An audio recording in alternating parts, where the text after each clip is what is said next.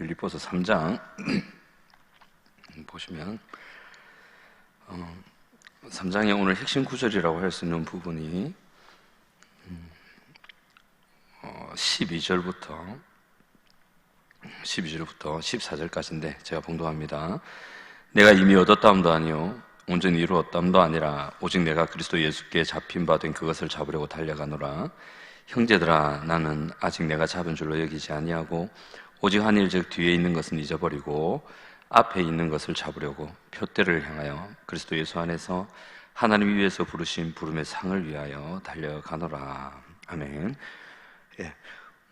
오늘 이 부분이 중심인데 빌립보서 전체를 한번 저희들이 요약해보고 저희 3장으로 좀 들어가고자 합니다. 나눠드린 자료에 보시면 오늘 제가 카톡에는 못 올려드렸는데 자료 필요하신 분들은 주일에 오셔가지고 사무실에서 받아가시면 되겠습니다. 빌립보서 전체를 잠시 요약을 해보면 1장 1절부터 11절까지가 머리말로 인사를 하고 그런 내용들입니다. 1장 12절에서 26절까지가 바울이 투옥이 되죠. 투옥이 돼서 로마에 있는데 자신의 근황에 대해서 쭉 설명을 하고요. 1장 27절에서 2장 30절까지는 복음에 합당한 삶에 대해서 권면하고 모범을 제시를 합니다. 성도로서는 그리스도를 본받는 성도의 삶은 이렇게 해야 된다 그래 얘기를 하시고요. 3장 1절에서 오늘 살필 4장 앞부분까지는 율법주의자들하고 반율법주의자들이 있거든요. 반도덕주의자들이라고 하는데 그들에 대한 경계와 그 다음에 신앙의 정진 그리고 권면 이런 것들을 얘기를 합니다. 그래서 이단을 경계하고 신앙에 힘써 행하라 그 얘기를 합니다. 그리고 4장 2절에서 20절까지는 기쁨과 평강을 위한 권면을 하고 후원에 대해서 감사를 하고 이제 4장 마지막까지 끝맺는 말로 인사를 하고 마칩니다.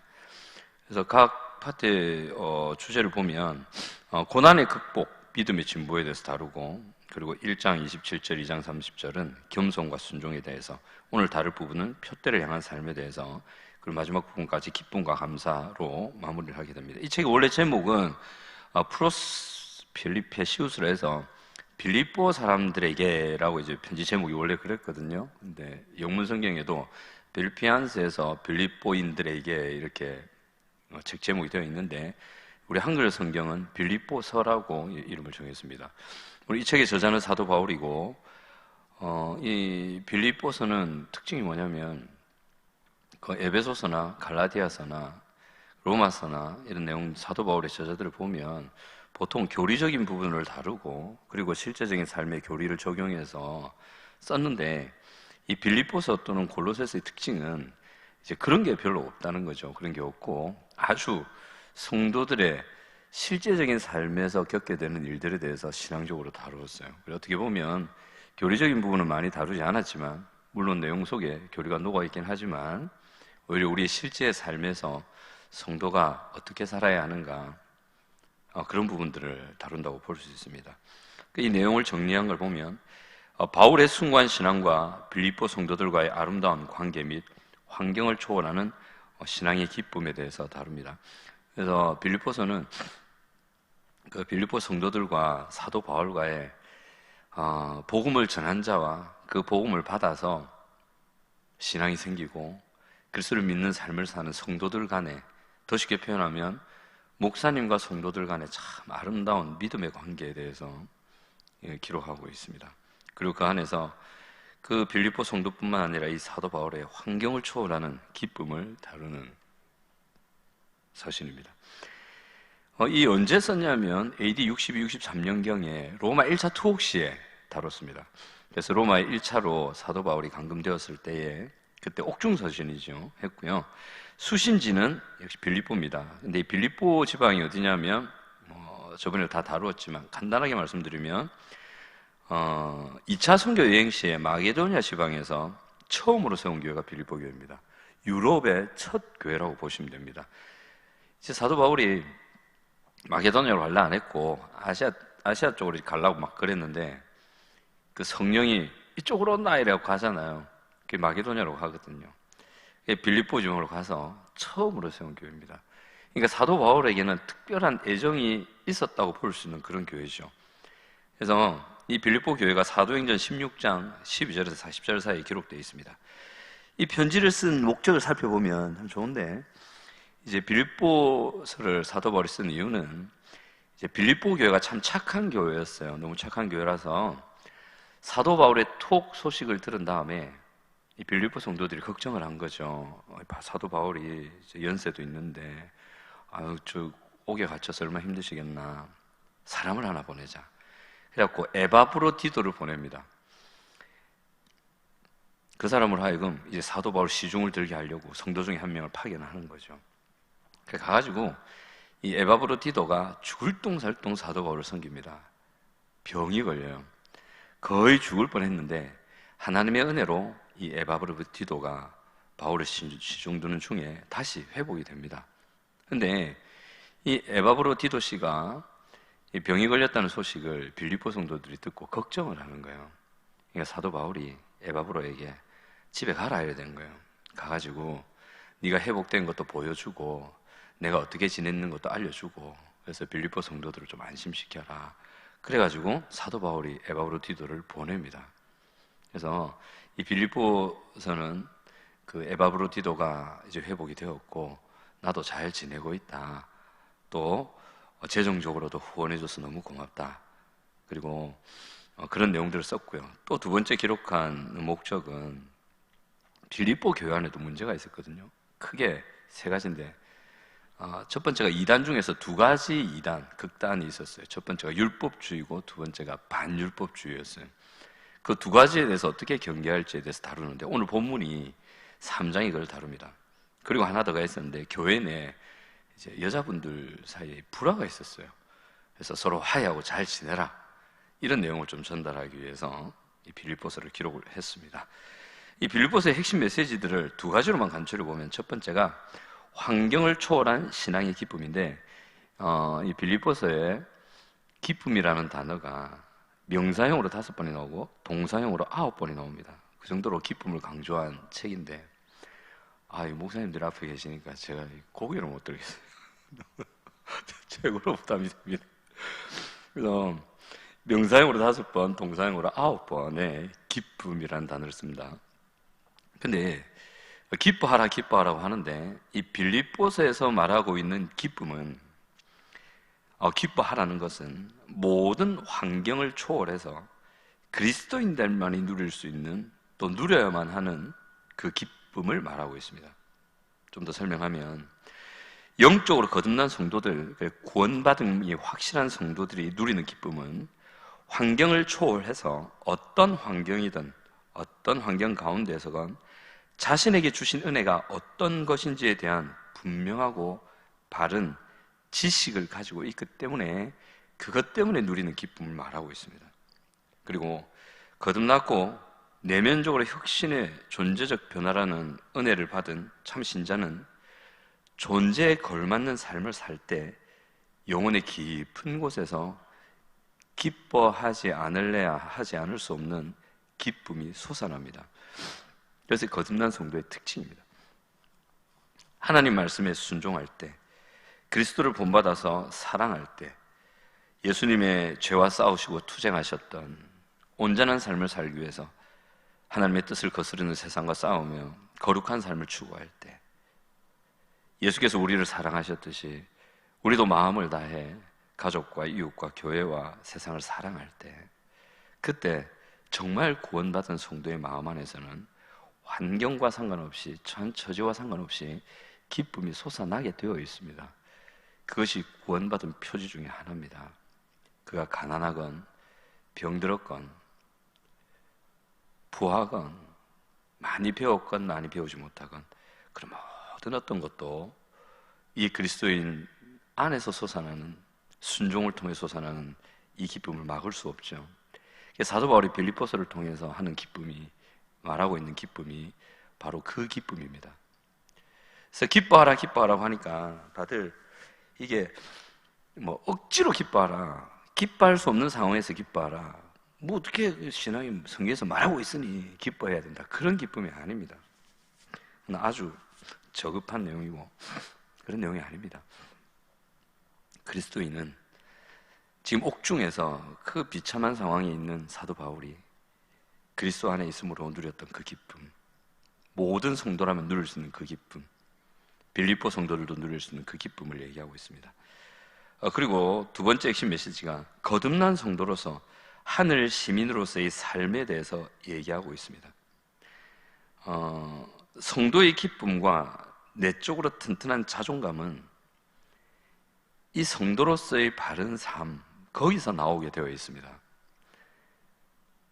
나는 분명한 성도고 하나님께 구원받은 자녀고 그래서 내적으로 든든하고 안정감을 가진다. 그건요, 물론 믿음을 통해서도 오는데 순종이라는 삶이 뒷받침되지 않으면 그 안정감과 기쁨은 희미해지게 되어 있습니다. 그래서 사도 바울은 거듭난 성도로서 하늘 시민으로서의 살아가는 삶에 대해서 굉장히 강조하고 있고, 특별히 율법주의와 반율법주의 또는 반도덕주의라고도 하는데 그런 것을 경계하고 참 성도로서 살아야 하고 그 삶에서 누리게 되는 기쁨을 누리며 살아라고 빌립보서를 통해서 얘기를 합니다. 이제 빌립보서 3장으로 조금 들어가서 살펴보면 보겠습니다. 빌립보 교회가 처한 이단 때문에 겪게 되는 어려운 상황이 있었습니다.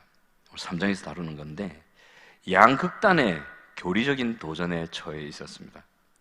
빌립보서 물론 교리적인 부분을 다루지는 않지만 이 이단을 다루면서 이 내용들을 조금 다루거든요.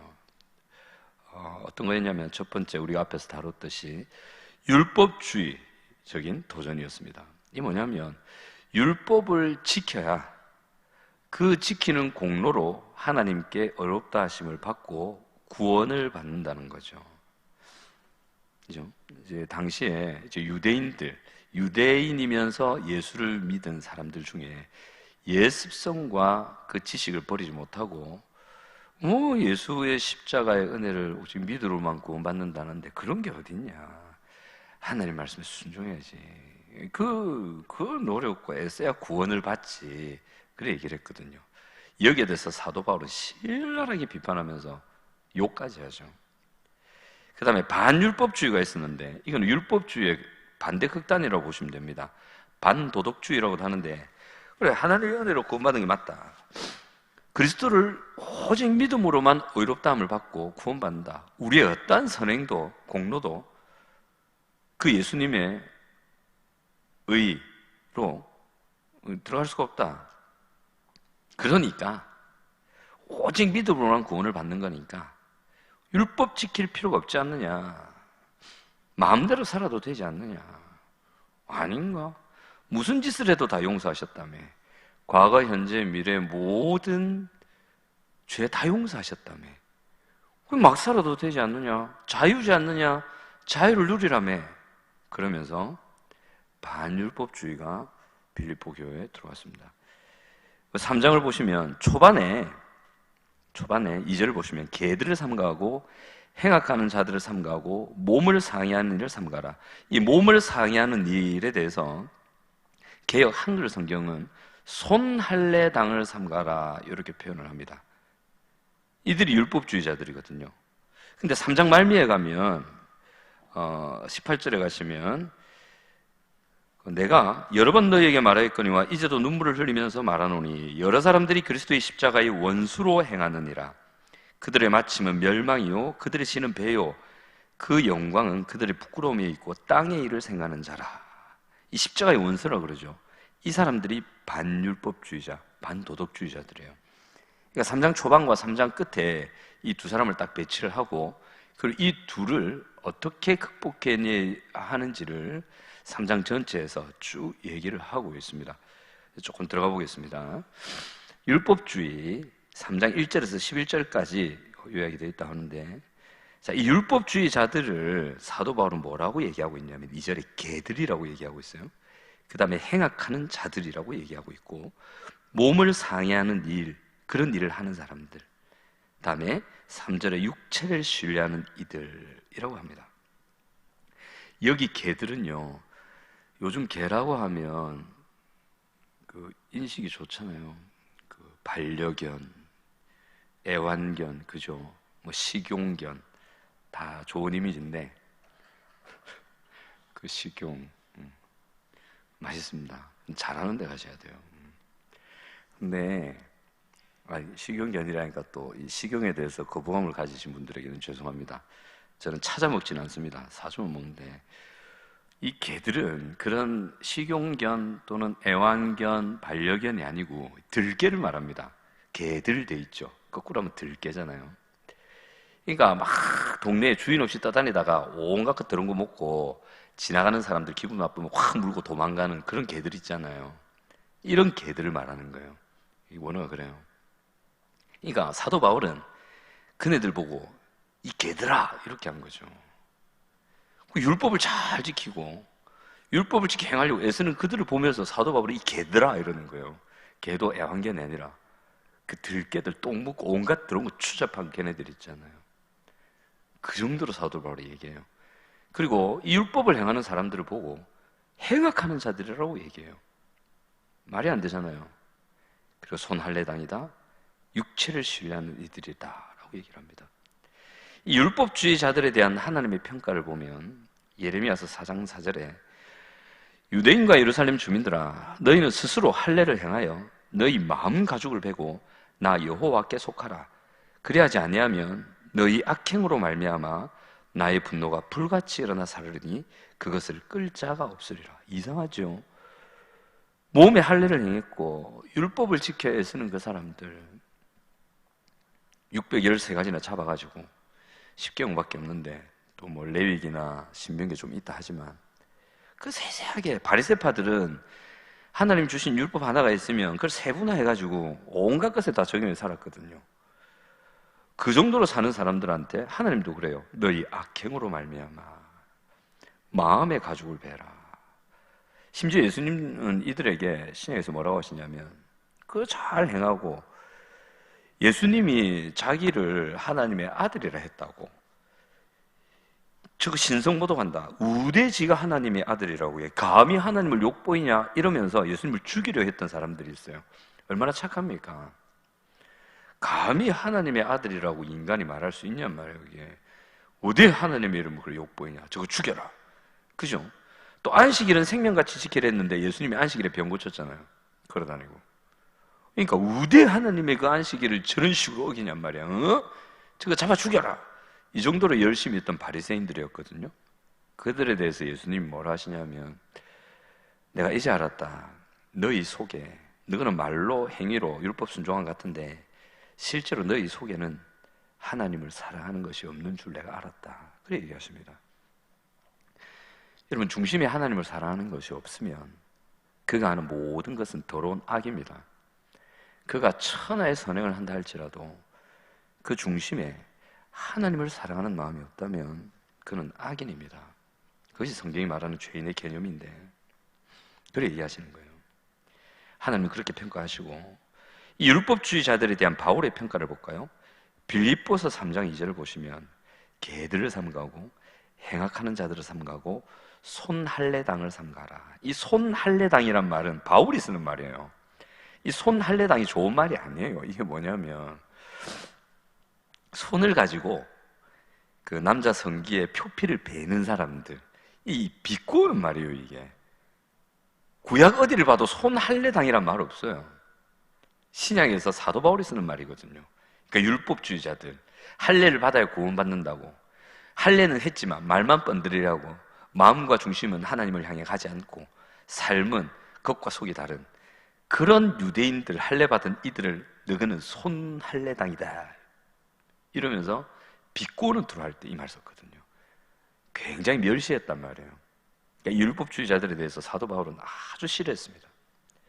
갈라디아서 1장 8절에 이럽니다. 뭐라고 하냐면 그러나 우리나 혹 하늘로부터 온 천사라도 우리가 너희에게 전한 복음 외에 다른 복음을 전하면 저주를 받아 죽어보라 이래 얘기합니다. 이 사랑의 사도가 저주를 퍼붓습니다. 저주를 받아 죽어보라 이러는 거예요. 이 갈라디아서 1장 8절에서 하는 말이 율법주의자들 대하고 하는 말이거든요.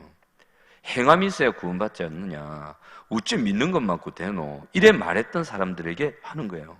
우리가 전한 복음 외에 다른 거 전하면 저주받아 죽어보라.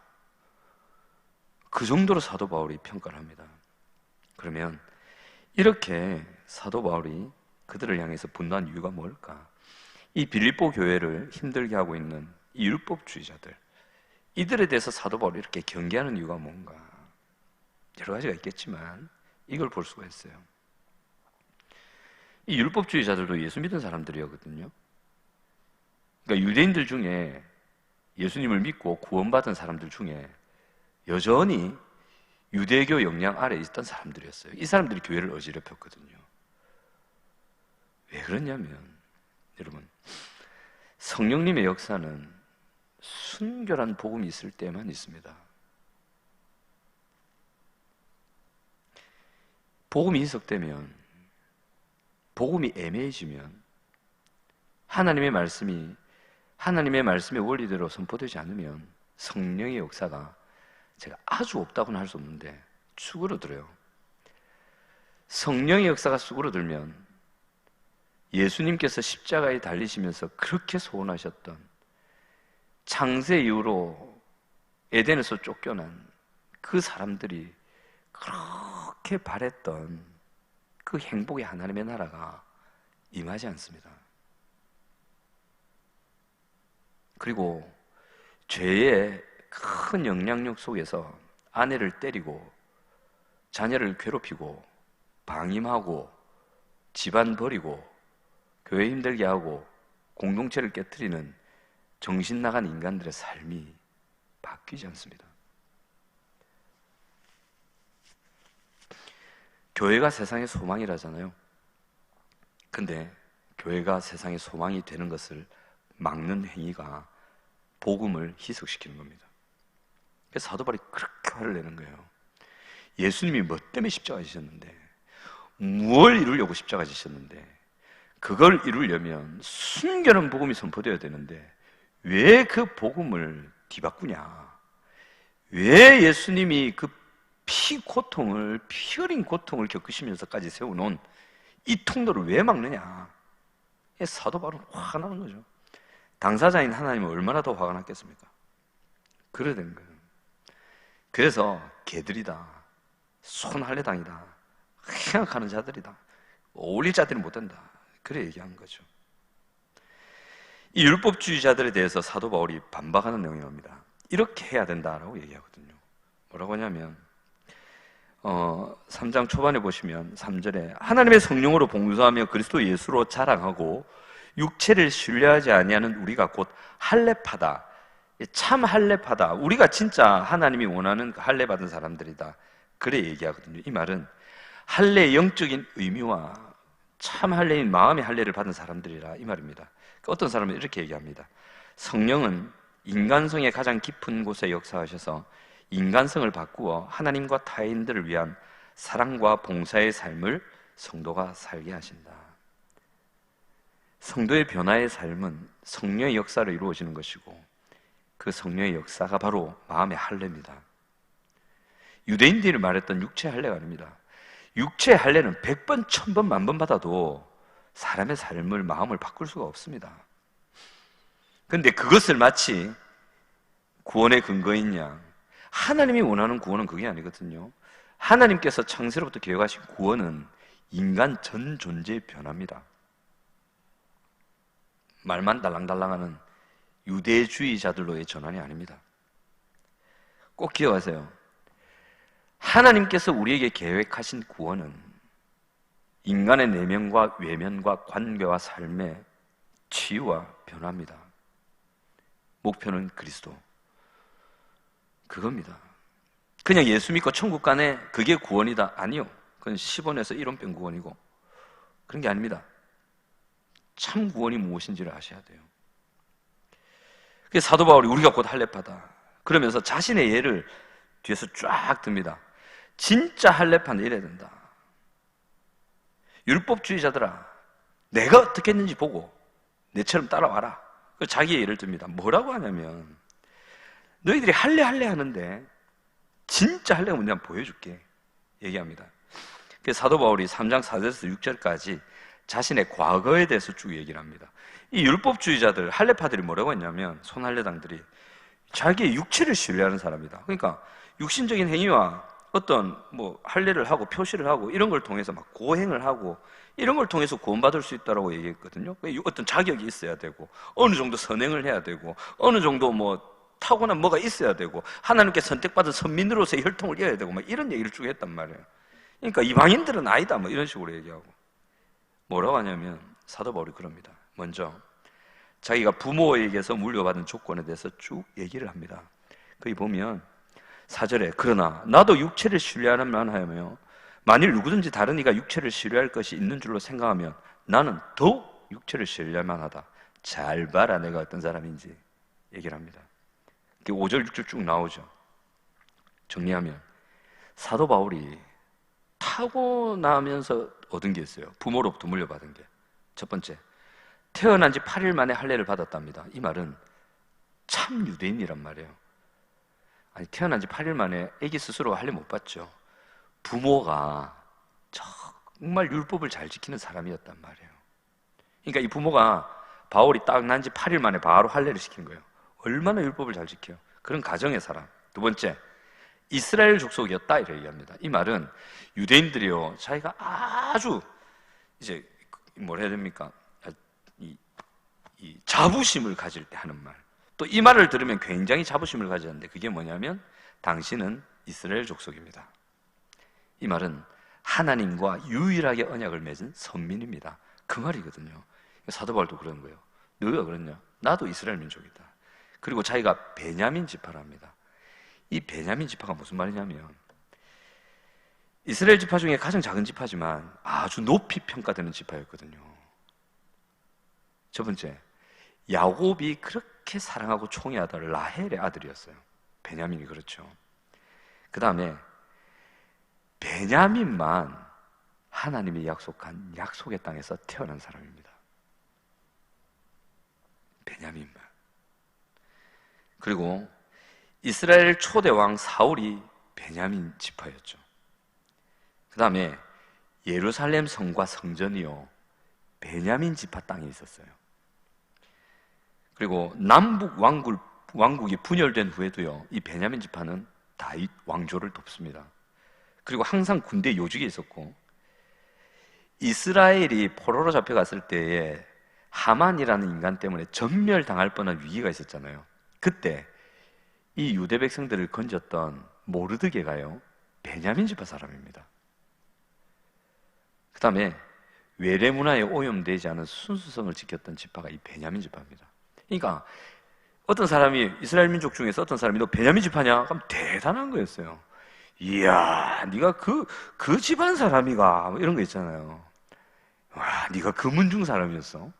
이런 거. 그러니까 이 사도 바울은 타고나면서부터 아주 그걸 갖고 태어난 거예요. 육체적으로 신뢰할 만하고 누구에게나 자기를 드러내고 내 하나님이 구원하시면 내 같은 사람을 구원하시지 하나님이 기뻐하시면 내 같은 사람을 기뻐하지 누가 그러냐 이러지 말할 정도로 그런 사람이었대요. 그리고 사도 바울은 그럽니다. 자신의 업적에 대해서 이번 얘기합니다. 앞에 것들은 자기가 한 게 아니에요.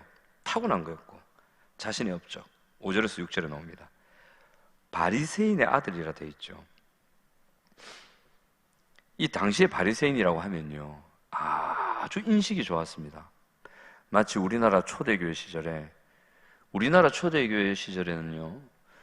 전체 예수 믿는 사람들이 전 조선 땅에서 한 3% 얼마 안 됐어요. 근데 어느 정도로 인식이 좋았냐면 세무조사관이 이제 구멍가게든 뭐 가게든 세무조사를 나왔다가 그 구멍가게 선반 위에 빨간색 책이 놓여 있으면 까만 테두리에 까만 꺼풀에 빨간색 줄이 있는 책이 딱 얹어져 있으면 그 세무장이 하는 말이에요. 너 그 다니다가 일 많지? 바쁜데 다 들리지 마라. 너 그 나가다 보면 가게 들리면 그게 그 까만색 책인데 빨간 테두리 있는 책이 있는 집이 있을 기다. 그 책이 성경책이거든. 그 집은 세무조사 안 해도 된다. 그냥 가라. 그 예수 믿는 집안이거든. 안 해도 된다. 괜히 귀찮게 가가지고 끄지겁다고. 그건 정직하니까 그냥 가잉. 그 정도였어요. 우리나라 초대교회 선배들이 그랬어요. 요즘에는 예수 믿는 기업을 꼬라가지고 가가지고 세무조사하고 다는 아니겠지만 그랬단 말이에요. 그런 바리새인의 아들이 사도 바울이었어요. 그 다음에 가말리엘 문화에서 자랐다. 다 아시죠? 서울대 교수한테 직통 과외를 받았다, 원장 직강을 받았다, 뭐 이런 거예요. 그리고 가장 엄격한 종파였던 바리새파에서 율법 교육을 철저히 받았고, 그리고 그 율법에서는 흠이 없는, 하늘을 향해서 1점 부끄러움이 없는 삶을 살았다라고 사도 바울은 얘기하고, 심지어는 잘못이었지만 순수하게 하나님을 사랑하고 백성들을 사랑하는 마음으로 교회를 핍박했던 사람이 나였다, 그렇게 얘기를 합니다. 그러니까 이 사람은 이 율법주의자들한테 앞에 서면 꿀릴 게 없는 사람이었어요. 율법주의자들이 내가 낸데 배 내밀면 사도 바울이 배치기로 다 날려버릴 정도로 대단한 사람이었어요. 육체를 신뢰할 만했고, 율법주의자들의 주장대로라면 누구보다 구원받고 어렵다 인정을 받을 수 있는 사람이 사도 바울이었어요. 그렇게 사도 바울이 율법주의자들에게 얘기하는 거예요. 내가 이렇다, 너가 이렇나? 너가 그렇게 육체를 신뢰한다는데 나도 봐라, 내 이렇다. 근데 진짜 구원받은 성도가 어떤 건지 볼래? 너희도 이래라. 이러면서 3장 7절부터 11절까지 현재에 대해서 얘기합니다. 사도 바울의 현재는 7절에 그러나 무엇이든지 내게 유익하던 것을 내가 그리스도를 위하여 다 해로 여길 뿐더러 또한 모든 것을 해로 여김은 내 주 그리스도 예수를 아는 지식이 가장 고상하기 때문이라. 내가 그를 위하여 모든 것을 잃어버리고 배설물로 여김은 그리스도를 얻고. 멋진 말이죠. 그러나 무엇이든지 내게 유익하던 것, 그래, 율법주의자들 너것들이 말하는 그거 내가 방금 말했지. 내가 다 갖고 있다. 너가 그 유익하다고 생각하지. 그의 구원이 필요하다고 생각하지. 너한테는 보배 같은 거지. 나도 그렇게 생각했다. 그 내게 유익하던 거, 그거를 그리스도를 위하여 다 이제 나한테는 해다, 해로 여긴다. 이 말이 여길 뿐더러 이 말이요, 정확한 문법으로 해석하면 여겼다 이 말이에요. 과거에 내가 그래 여겼다, 내가 가진 그 모든 유익하다고 생각한 그를 나는 과거에 그걸 해로 여겼다, 그 말이거든요. 언제요? 다메섹 도상에서 예수님을 만났을 때, 그때 나 예수님 만나고 내가 가진 모든 것이 와르르 무너졌고 이것이 아무것도 아니었다는 것을 알았고, 그때부터 이 모든 것은 나에게 도움이 안 되는 거였구나, 구원받는데 어떤 것도 안 되고 오히려 해로운 거였구나 라고 여겼다, 그래 얘기하는 거예요.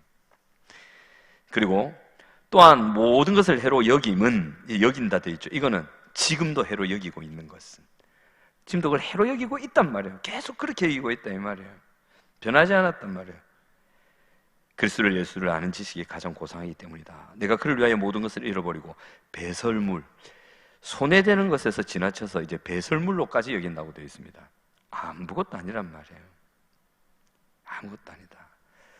왜 사도 바울이 이렇게 육체를 신뢰할 만한, 많은 사람들이 갖고 싶어하는, 심지어 유대주의자들은 와, 사도 바울 정도면 하나님이 기뻐하시고 구원하시지, 이런 말을 정도의 그 모든 것을 해로 여기고, 심지어는 배설물, 똥이다 그거, 어우 똥이다 똥, 내가 혐오하는 것들이다 라고 했을까? 많은 사람들이 그렇게 얘기합니다. 사도 바울이 가치관이 변화되었다. 근데 저는 그렇게 얘기합니다.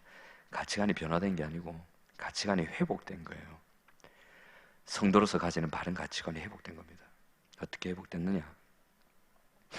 보시면 첫 번째가 사도 바울이 구원받음을 통해서 뭘 경험했냐면요, 사도 바울을 향한 하나님, 예수 그리스도의 십자가의 사랑을 경험합니다. 그래서 사도 바울은 그렇게 얘기하죠. 그리스도의 사랑이 나를 강권하시는도다. 나는 더 이상 이 땅에 살고 싶은 마음이 없다. 천국에 가서 날 위해 십자가에 지신 그분 보고 싶다.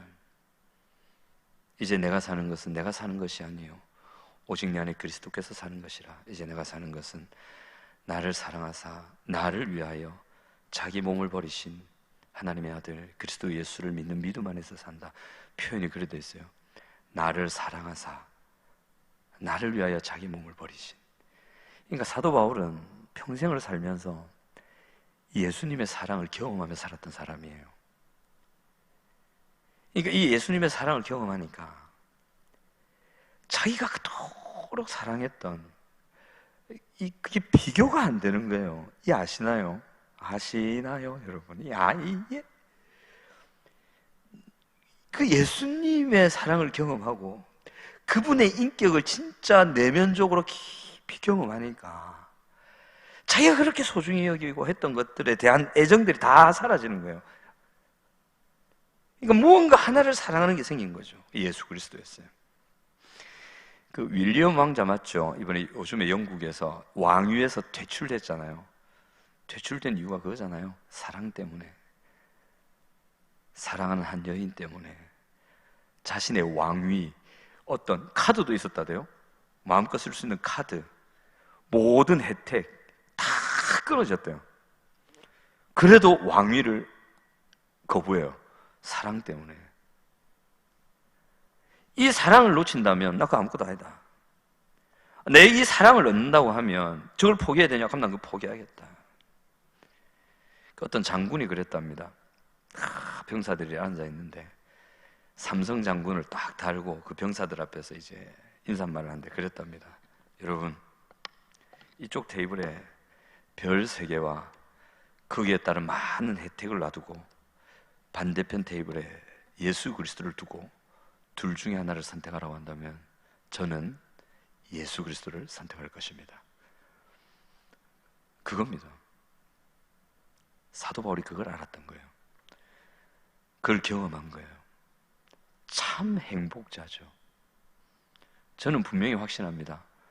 이 세상에 누구보다 행복한 사람은 예수님의 사랑을 경험하며 사는 사람이요, 그 사랑 때문에 예수님을 향해 눈물로 사랑합니다라고 고백하는 사람, 세상에서 가장 행복한 사람입니다. 사도 바울이 그랬어요. 그리고 왜 배설물로 여긴다? 두 번째, 그리스도께서 주시는 은혜의 그 조건, 은혜 받을 수 있는 조건과 그 은혜가 얼마나 가치로운 것임을 깨달았기 때문에 그렇습니다. 이 예수님께서 십자가를 지심으로 사도 바울인 자신에게 주신 은혜가 얼마나 큰 건지, 너무너무 큰 건지, 도대체 이게 어떤 것인지를 알았던 거예요. 이 짐승 같은 삶을 살았던 자신에게는 빛과 같은 거였고, 평생을 고행하며 율법을 행하며 고민하며 그렇게 추구했는데도 벗어날 수 없었던 그 죄책감과 자괴감과 끝이 보이지 않는 한 터널 같은 인생의 삶을 한순간에 벗어나게 하신 그 은혜가 얼마나 큰 건지, 또 이 은혜가 수많은 흑암에 갇힌 백성들에게 어떤 빛의 결과를 가져오는지를 사도 바울은 알았던 거예요. 그래서 예수를 선택한 거예요. 성경에 정통했던 사도 바울은 그걸 알고 있었습니다. 근데 예수가 그분이었는지를 몰랐던 거죠. 나중에 다메섹에서 알게 됩니다. 8절에 보시면, 한 번 더 보시면, 또한 모든 것을 해로 여김은 내 주 그리스도 예수를 아는 지식이 가장 고상하기 때문이라. 내가 그를 위하여 모든 것을 잃어버리고 배설물로 여김은 그리스도를 얻고, 이 보세요, 그리스도 대신에 성도 여러분 영생을 넣어보세요. 영생을 얻고, 영생이야말로 모든 사람들이 찾고 있는 행복입니다. 영원히 사는 그런 시간적인 영생이 아닙니다. 하나님이 함께 하셨던 에덴에서의 삶, 새 예루살렘이 임할 때 하나님이 계신 그곳에서의 삶, 눈물도 없고 고통도 없고 기쁨뿐이고 아픔도 없고 죽음도 없는, 배고픔도 없는, 빛과 영광과 평안과 환희만이 가득한 그곳에서의 삶, 그게 영생이거든요. 그것을 예수 그리스도를 통해서만 얻을 수 있다는 거죠. 이 영생에 대해서 광야에서 노뱀 사건이 말하고 있습니다. 많은 사람들이 불순종과 죄악 가운데 불뱀에게 물려서 죽어갈 때 모세가 기도하죠. 하나님은 노뱀을 만들어서 장대에 매달아라. 그것을 바라보는 자는 다 살리라. 여러분, 그것을 바라보는 사람들의 마음이 어땠을까요? 딴 거 이것저것 주변 거 봤을까요? 절대 아닙니다. 오직 그것만이 살 길이었습니다. 그 사람이 가진 돈, 광야에서 끌고 모았던 어떤 재물, 끌고 다녔던 염소가 새끼를 낳았다. 그 어떤 것도 이 사람을 살릴 수 없었습니다. 하지만 오직 그 노뱀을 바라보는 것만이 자기가 살 수 있는 길이었습니다. 예수 그리스도만이 그랬다는 거죠. 사도 바울은 그걸 알았습니다. 그래서 율법주의자들을 호되게 야단치는 거예요. 너가 왜 사람들이 하나님의 은혜를 누릴 수 있는 이 예수 그리스도께서 마련하신 복음을 가로막느냐? 왜 사람들이 이 은혜를 누리지 못하도록 성령의 역사가 나타나지 않도록 가로막느냐? 왜 그러느냐 도대체? 그렇게 얘기를 합니다. 여기서 잠수 짚고 놓고 넘어가고 싶은 게 그겁니다. 여러분, 이 복음에 대한 바른 지식을 가지고 계셔야 됩니다. 복음에 대한 지식이 틀어져 버리면, 제 경험은 그렇습니다. 또 성경의 경험도 그렇습니다. 성령의 은혜를 경험할 수는 있는데 인격은 틀어집니다. 이런 사람들 보시죠. 하루에 2시간, 4시간씩 기도하면서 집에 와서 딸아이와 며느리와 대판 싸우는 시어머니나 어머니, 그 왜 그런지 아세요? 그 사람이 구원 못 받았다고는 할 수는 없는데, 구원 받았는데 또 기도하면서 2시간, 4시간 기도하면서 성령의 은혜를 받았다고 할 수 있습니다.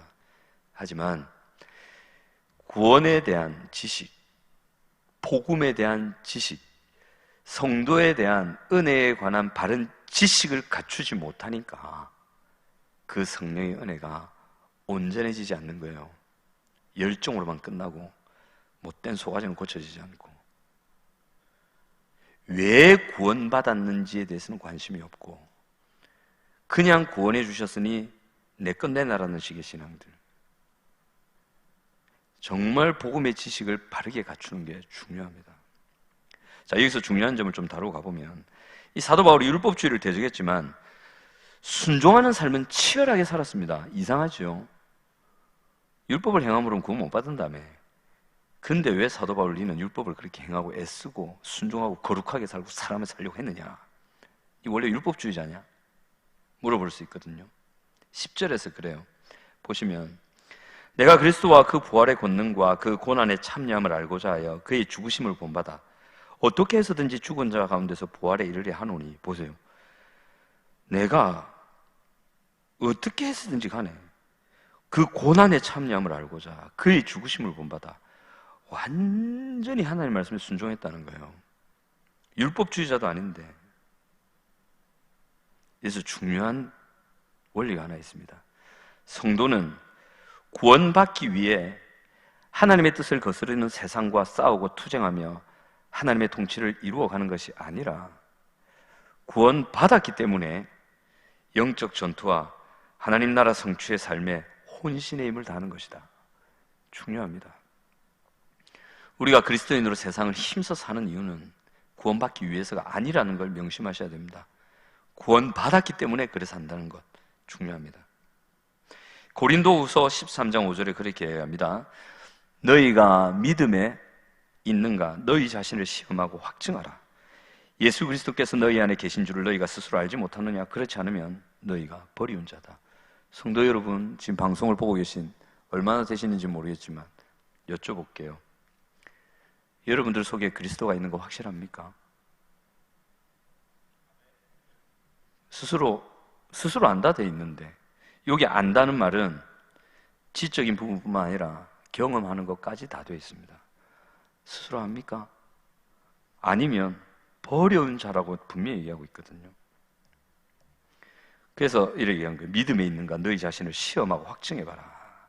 오늘 사도 바울 이렇게 얘기합니다. 어디로 얘기하면 17절에 형제들아 너희는 함께 나를 본받으라. 그리고 너희가 우리를 본받는 것처럼 그와 같이 행하는 자들을 눈여겨봐라. 중요한 단서입니다. 여러분들이 구원받았는지 여러분 자신을 시험하고 확증하는 몇 가지 근거를 제가 드릴 테니까 성도 여러분 한번 점검해 보시고, 또 이게 아주 없다면 절망에 빠지지 마시고, 그럴 수도 있으니 꼭 상담을 받으시고. 자, 내볼게요. 구원받은 성도는 반드시 그 내면에 성령이 계시고, 성령이 계시단 말은 그리스도께서 함께 하신단 말이에요. 그럼 그리스도가 내 안에 있는 것을 어떻게 알 수 있는가? 성령이 내 안에 내주하신다는 사실을 어떻게 알 수 있는가? 내가 성령의 역사로 구원받은 성도라는 것을, 중생된 성도라는 것을 어떻게 알 수 있는가? 첫 번째, 십자가에 대한 사랑의 경험이 있는가?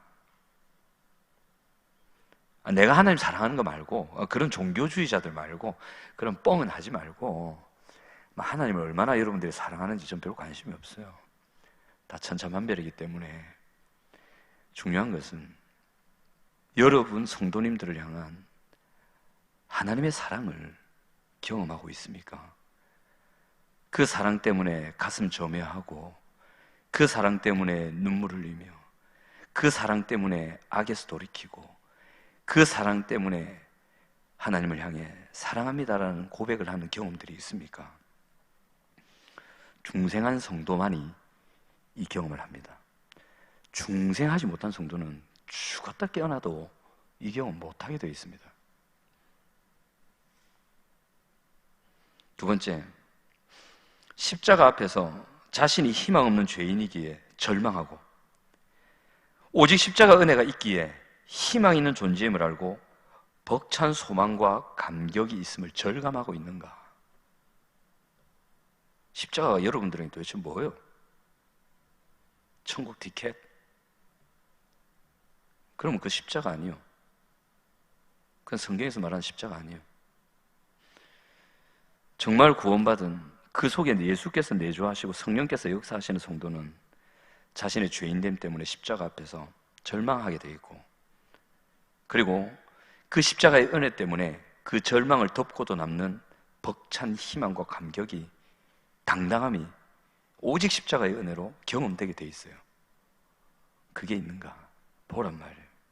세 번째, 예전에는 참 좋았고 사랑스러웠던 제가 이제는 부담스럽고 밉기까지 하는 경험을 하는가? 난 죄에 대해서 관심도 없다. 그건 문제 있습니다. 이건 지식의 문제가 아니라 존재의 문제이기 때문에 그래요. 그 다음에 하나님께 속한 것들에 대한 선한 갈망이 있는가? 구원받은 성도는요, 예배 드리러 가지 않으면 번개 맞을 것 같으니까 예배 드리러 가는 그따구 정도가 아닙니다. 그거는 절에 가는 거하고 똑같은 거고, 구원받은 성도는 예배 드리고 싶어요. 신앙의 연수와 상관없어요. 그냥 끌리는 거예요. 하나님께 관련된 것이라고 하면 성경, 기도, 예배, 교회, 공동체 이런 것에 끌리는 마음이 생기게 돼 있어요. 점검해 보세요. 근데 구원받았지만 뒤로 물러왔고 폐역한 성도는 이런 게 싫어요. 근데 구원받은 건 맞거든요. 근데 그 사람은 심각합니다. 반드시 문제 터지니까 빨리 돌아오고 있어. 다음에 내 외적으로 실제적인 인격과 삶과 관계에 있는 죄를 이기는 경험을 하고 있습니까? 이거 보셔야 돼요. 그래서 골로새서 1장 4절에 보시면, 제가 읽어드릴게요. 오늘 그게 안 뜨죠. 1장 4절에 보시면 이는 그리스도 예수 안에 너희 믿음과 모든 성도에 대한 사랑을 들었으며, 보세요. 믿음과 사랑이라 표현하잖아요. 믿음 있는 사람은 사랑의 행위가 있다고. 그 다음에 데살로니가전서 1장 3절을 보시면, 다 찾으려니 시간이 너무 걸리는데, 히브리서 13장 7절을 볼게요. 히브리서 13장 7절을 보시면 이래 되어 있어요. 하나님의 말씀을 너희에게 일러주고 너희를 인도하던 자들을 생각하며 그들의 행실의 결말을 주의하여 보고 그들의 믿음을 본받아라. 믿음이죠. 예수님이 그랬잖아요. 너희 자신을 시험하라. 믿음에 있는가 시험해봐라. 믿음이죠. 근데 히브리서 저자는 그래요. 그 믿음을 행실을 보고 알아라. 믿음과 행위는 같이 간다. 여러분들이 믿음 안에 있는가는 조금 전에 말씀드린 정말 죄와 싸워 이기는 경험이 있는가? 정말 하나님 것에 대한 갈망과 그걸 추구하는 실제적인 마음과 삶이 있는가? 성경 분명히 그렇게 얘기합니다. 바른 믿음을 가지셔야 돼요. 이게 없으니 기도는 그따고 내려와가지고 대판 싸우고 그따고 짓을 한다고. 기도를 그렇게 많이 했으면 하나님을 만났을 거잖아. 하나님 만나고 은혜 경험했다며. 하나님 만나고 은혜 경험했으면 하나님의 인격이 나타나야지. 하나님을 만난 사람들의 특징은 반드시 하나님의 인격이 드러나게 돼 있다고. 여기에 대한 바른 지식이 없어 놓이 열정은 있는데 지고집대로 가는 거예요. 얼마나 틀리고 잘못된 신앙이란 말이에요. 이 율법주의보다 더 무서운 거예요. 이거는. 그렇습니다. 자, 그렇습니다. 이렇게 점검을 해보시면 됩니다. 혹, 이 중에라도 한 가지가 있으면 되고, 이거는 강약의 문제가 아닙니다. 조금이라도 있으면 되는데, 이게 만약에 하나도 없다, 절망하지 마시고 목사님 찾아가십시오. 사도 바울은 율법주의를 이렇게 철저히 붕괴시킵니다. 성도는 구원받기 위해 율법을 행하는 것이 아니다. 오직 은혜와 믿음으로 중생하여 구원받은 성도는 구원받았기 때문에 율법을 행하는 존재다라고 얘기합니다. 이제 반율법주의로 이제 넘어갑니다. 제게 이제 20분 정도가 남아있는데 마무리하겠습니다. 반율법주의, 이제 반도덕주의인데, 율법주의의 극단이라고 보시면 돼요. 막 살아도 된다. 그러니까 반율법주의자들이 3장 18절, 20절에 나온 이들인데, 이렇게 말하는 거예요. 이래요. 구원은 그리스도를 오직 믿음을 통해 의를 얻음으로 받게 된다고 말하면서, 이렇게 그리스도를 믿음으로 우리는 완전한 자들이 되었다. 뭐 더 이상 뭘 추구할 필요도 없고, 몸으로 무슨 짓을 하건 상관없잖아. 그를 주장하면서 도덕적인 타락과 쾌락주의와 관능주의에 빠진 이들을 말합니다. 물론 이 그노시스라고 영지주의파에는 이런 금욕주의, 그러니까 이런 쾌락, 이게 아니고 이 쾌락의 개념이 달라요. 하여튼 금욕주의로 치달았던 사람도 있고, 반대급부로 이런 반도덕주의, 완전히 그 육체적인 정욕과 그 쾌락에 빠졌던 사람들이 있어요. 사도 바울은 그 사람들을 말하는 거예요. 이 반율법주의자들에 대한 바울의 평가가 뭐냐면, 율법주의자들에 대해서는 이 개들아, 이 행악하는 놈들아, 이 손으로 할례하는 이 에이 이놈들아, 이렇게 평가했잖아요. 근데 반율법주의자들에 대해서는 더 심해요. 3장 18절에 나옵니다. 십자가의 원수라고 합니다. 너희는 원수다. 18절에 내가 여러 번 너에게 말했거니와 이제도 눈물을 흘리며 말하노니 여러 사람들이 그리스도의 십자가의 원수로 행한다. 그들에 맞춘 멸망, 신은 배고 그들이 추구하는 신, 배다, 자신의 욕망이다 이 말이에요. 십자가의 원수, 제일 심하죠. 이 원수들아, 왜 그랬을까?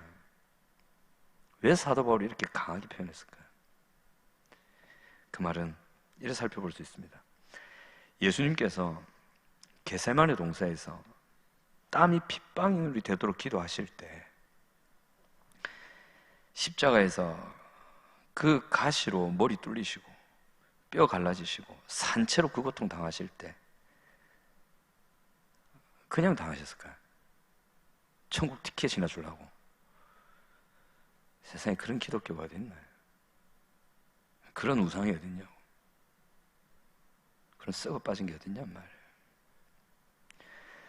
예수님이 십자가 고통 당하실 때는 분명히 그 마음에 성도를 향해 품으신 뜻이 있으셨어요. 예수님이 겟세마네에서 여러분 얼마나 기도하면 땀이 핏방울 될까요? 저도 기도해 봤거든요. 온몸이 땀에 다 젖어요. 개인 기도실에서 몸부림치고 기도하면, 여러분 얼마나 기도하면 그래 땀이 젖는 줄 아십니까?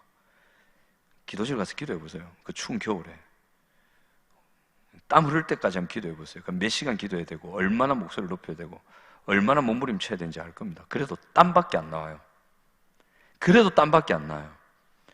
근데 예수님은 그 땀에 실제로 피가 섞여 나왔거든요. 실핏줄 모세혈관 터지면서.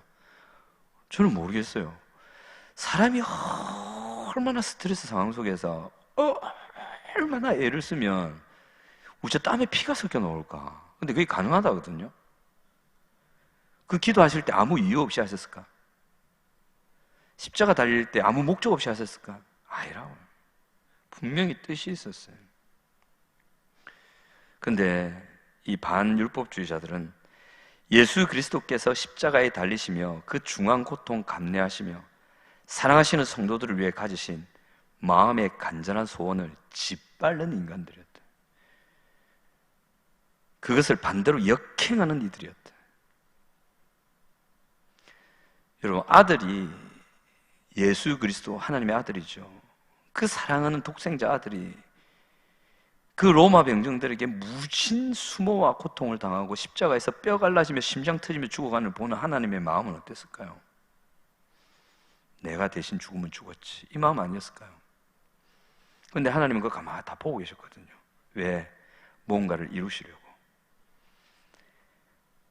그 가슴 터지는 걸 가지고 하나님이 참으시면서 보고 계셨다고. 근데 이 반율법주의자들이 그 하나님의 터지는 심장을 짓밟는 인간들이었다고. 그러니까 사도 바울이 원수놈들아 그러죠. 이들에 대한 바울의 대처가 있습니다.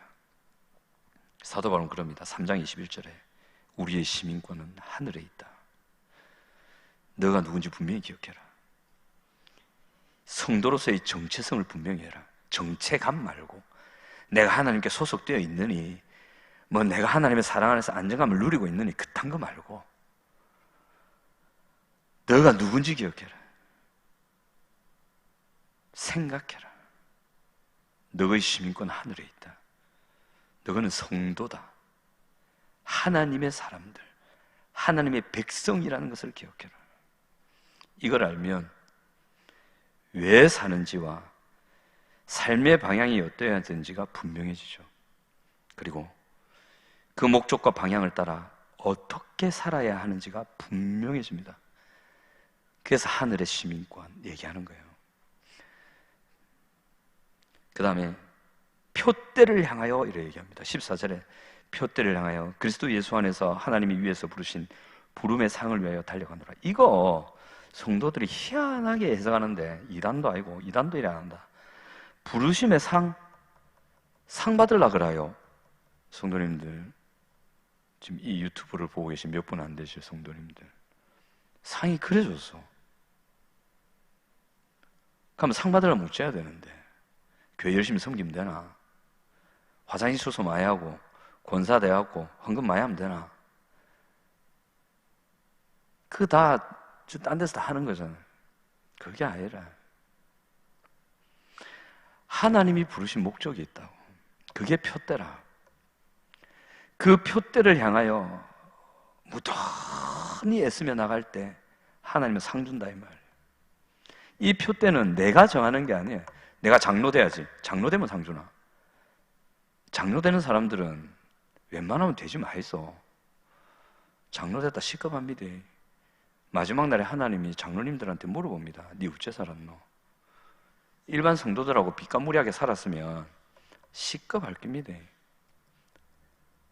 그거는 피할 수 없어요. 장로님들 모르겠어요. 장로님 계십니까? 근데 우리 장로님들은 열심히 잘 사시죠. 그런 분들은 괜찮아요. 이 표대는 하나님이 정해주신 거예요. 우리에게 십자가에서 소원하셨던 그거, 아들이 죽어가면서 이거 이루어야지 하고 예수님이 하나님이 딱 품었던 그 표대 그거예요. 그걸 향하여 힘써가면 상 준다 이 말이에요. 사도 바울은 이 말이에요. 구원받았으니 이제 막 살아도 되는 것이 아니다.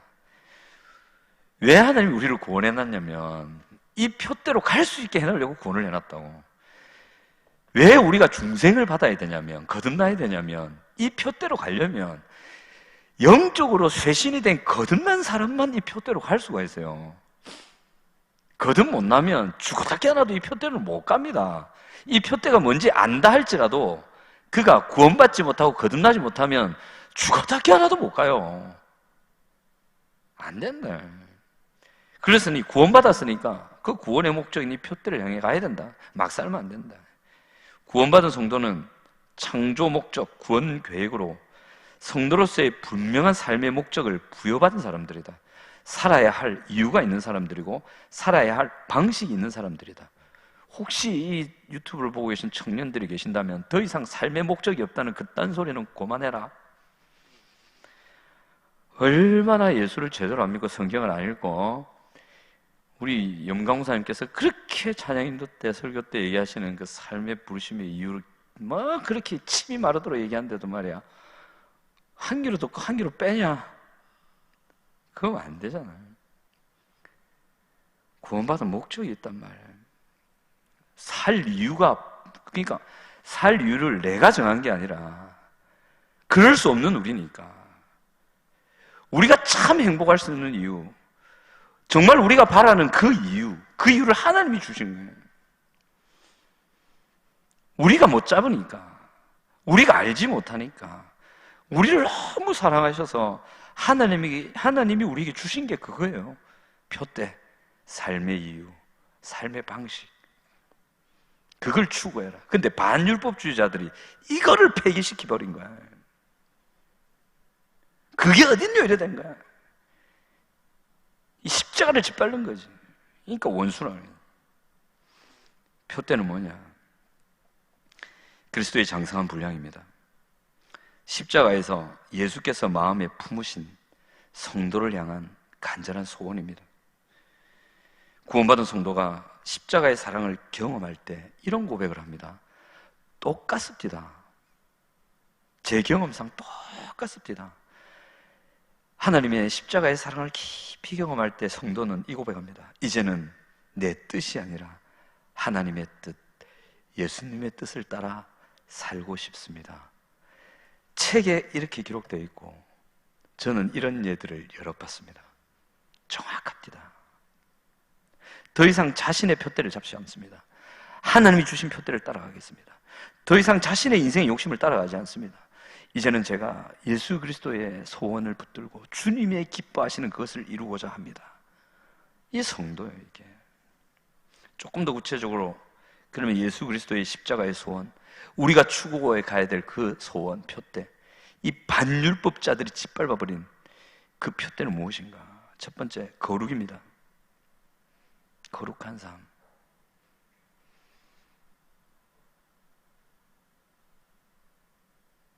제가 그런 경험을 했던 적이 있어요. 그 박근주 목사님이 강도사님일 때 제가 이 교회 와서 훈련 받았거든요, 제자반에서. 근데 박근주 목사님은 제가 선배인 줄 모르고 저를 막대했어요. 막대하더만. 그래서 저는 목사님과 약속한 게 있는지라 예 하면서 했는데, 그렇게 막대한 건 아니고 그냥 모르니까 했는데, 저는 끝도 안 보이는 후배거든요. 네, 뭐 자기는 몰랐지. 제자반에 앉아있는데 시험을 치더라고. 갑자기 시험지 들고 오더니만 뚝 나눠주면서 뭐라고 하냐면, 오픈북 아닙니다, 보고 치지 마세요. 나갔다 올게요. 나갔다 오더라고요. 저는 안 봤어요. 몇 개 틀렸어요. 근데 막 주변에서 보는 거예요. 보고 하는데 저는 안 봤어요. 저하고 딱 한 명이 다 안 봤는데 시험 쳤어요. 몇 개 틀리더라고. 이라고 아우 이런데 통과하겠네. 그 박군주 목사 딱 들어오셨어요. 딱 들어오면 뭐라고 하시냐면, 여러분 시험 다 치셨습니까? 네. 자, 그럼 제출하는데 한 가지 물어봅시다.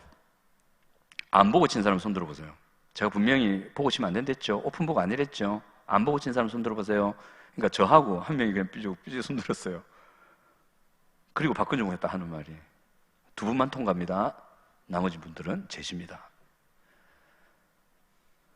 제자의 기본은 정직과 거룩입니다. 저도 여기 완벽할 수는 없는데 얼마 실수할 때가 많지만 우리 함교 제자반 제대로 하고 있죠. 사역자반, 양육자반. 혹시 이런 거 아닙니까? 대학교 이런 데 가면 그러잖아요. 레포트 딱 내면 서로 뺏겨가지고 막 보여주고, 그게 뭐 공동체이냐 하면서 막 하는 팀들 있잖아요. 그 공동체 아니에요. 교회마저 그러면 안 되지. 제자반이 그렇게 별거 아닌가요? 사역자반이 실제로는 그렇게 별거 아닌 공동체인가요? 그건 아니잖아요. 참 그리스도인을 키운 다음에, 참된 성도를 키운 다음에, 참된 성도는 뭐예요? 사역자반 졸업생, 코칭반 졸업생, 그게 참된 성도예요. 뭐가 참된 성도예요? 그 과정을 통해 어떤 표대에 다다르려고 하십니까? 무엇입니까? 교회 안에도 그렇고 그렇게 거룩입니다. 예수님이 겟세마네에서 이 기도하셨어요. 요한복음 17장 15, 17절에 내가 비옵는 것은 그들을 세상에서 데려가시기를 위함이 아니요 다만 악에 빠지지 않게 보존하시기를 위함이니이다. 그들을 진리로 거룩하게 하옵소서. 아버지의 말씀은 진리니이다. 예수님이요, 십자가에서 살 찢기고 심장 터져가면서 죽으셨던 그 성도를 향해 간절히 품으셨던 소원 중에 하나가 이겁니다. 거룩함, 악에 빠지지 않음. 근데 왜? 하나님 좋으라고? 아니요. 그래야 십자가 지시며 위에 죽으신 그들이 행복해지기 때문에, 그 모습이 그들의 참 모습이고 그들의 모습, 그것이 바로 그들의 건강함이기 때문에 우리를 너무도 사랑하신 아버지가 우리의 건강함 때문에, 우리의 행복 때문에, 우리가 기뻐함을 바랬기 때문에 거룩을 푯대로 삼아주신 거죠. 이걸 우리가 기억해야 돼요. 그리스도인이 거룩하지 않으면서 행복하다, 거짓말이요. 그런 거짓말이 세상에 어디 있어요. 온갖 비리를 저지르면서 마음이 평안하다, 거짓말 중에 거짓말이요. 중생한 신자는 절대 그럴 수 없어요. 두 번째, 십자가에서 오는 사랑입니다. 요한복음 13장 34, 35. 내가 너희를 사랑한 것 같이 너희도 서로 사랑하라. 역시 요한복음 17장 기도에서 이 내용이 나옵니다. 아버지가 이들을 사랑하신 것을 세상 사람들이 알게 하옵소서. 그 얘기를 하십니다. 이렇게 표되는 거룩과 사랑이고, 예수님이 이것을 위해 죽으셨고, 사도 바울도 이걸 추구했는데, 구원받은 성도는 마땅히 이것을 추구해야 되는 사람들인데, 이 반율법주의자들이 다 깬 거죠. 이 깽판을 지은 거예요. 그러니까 사도 바울이 원수놈식, 너가 도대체 무슨 짓을 하냐? 그게 자유냐 그게? 그것 때문에 성도들이 얼마나 아파하고 고통해요. 나가라!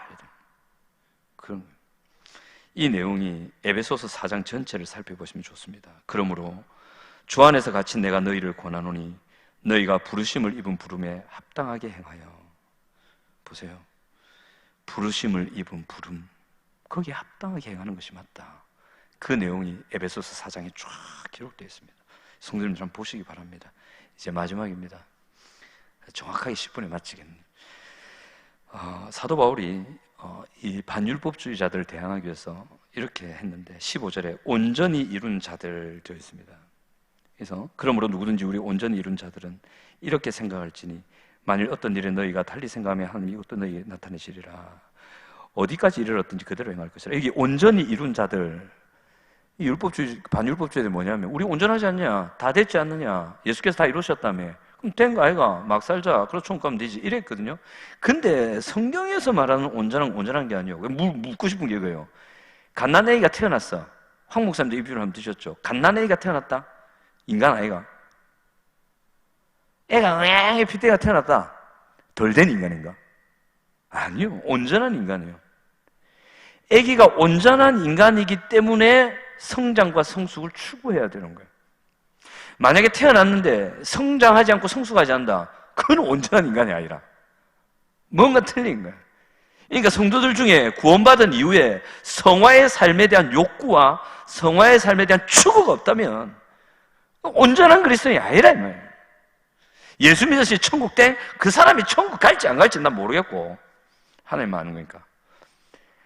정말 구원받은 성도, 온전한 중생, 거듭난 사람이라고 한다면, 이 온전한 성도라고 한다면 반드시 자기는 완전하지 않다.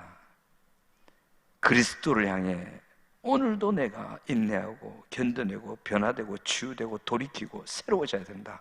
그 마음을 가지는 사람, 그가 온전한 사람이다. 온전하기 때문에 완전을 추구하는 것이다. 사도 바울이 그 얘기하는 거예요. 그러니까 반율법주의자들이 다 됐다는 말이 현혹되지 마라. 아주 잘못된 거다. 크리소스톰이라는 아주 설교 잘하는 황금의 이 사람이 이랬습니다. 자기 자신을 완전한 자로 생각하지 않는 것이 완전한 사람의 표지이다. 멋진 말이죠. 우리 성도님들, 율법주의 또는 극단의 반율법주의 우리 안에 있을 수 있습니다. 심지어는 구원받은 성도라 할지라도, 거듭난 성도라 할지라도 이 양극단에 빠지는 경우가 있을 수 있습니다. 그렇다고 그가 지옥 백성은 아닙니다. 하지만 그런 이들에게는 행복이 없을 것이고, 더 문제는 요즘 코로나가 많이 번지는데 코로나 같은 존재가 됩니다. 자기만 힘들면 됐지. 그 힘든 걸 자기 가족 공동체, 교회 공동체, 직장 공동체, 사회 국가 공동체에 악하게 퍼뜨리는 인간이 됩니다. 그래서는 안 됩니다. 하나님은 그거 막으시려고 예수 보내신 거고, 그걸 극복하게 하시려고 예수 보내신 거예요. 우리는 코로나 잡는 사람들이 돼야 됩니다. 그래서 율법주의로 치우신 분이 있다면 더 이상 율법적으로 살지 마이소. 좀 융통성 가지고 사랑으로 하고. 반율법주의 뭐 예수님도 하니까 그 진짜 잘못된 생각, 죽음의 길로 치닫고 있다 생각하시면 돼요. 그러면 안 돼요. 빨리 돌이켜서 하나님의 그 원뜻을 알고 돌이키고 중생의 은혜, 거듭남의 은혜, 십자가의 은혜를 누리셔서 이 두 극단을 잘 이겨내시는 성도님들 되시기 바랍니다.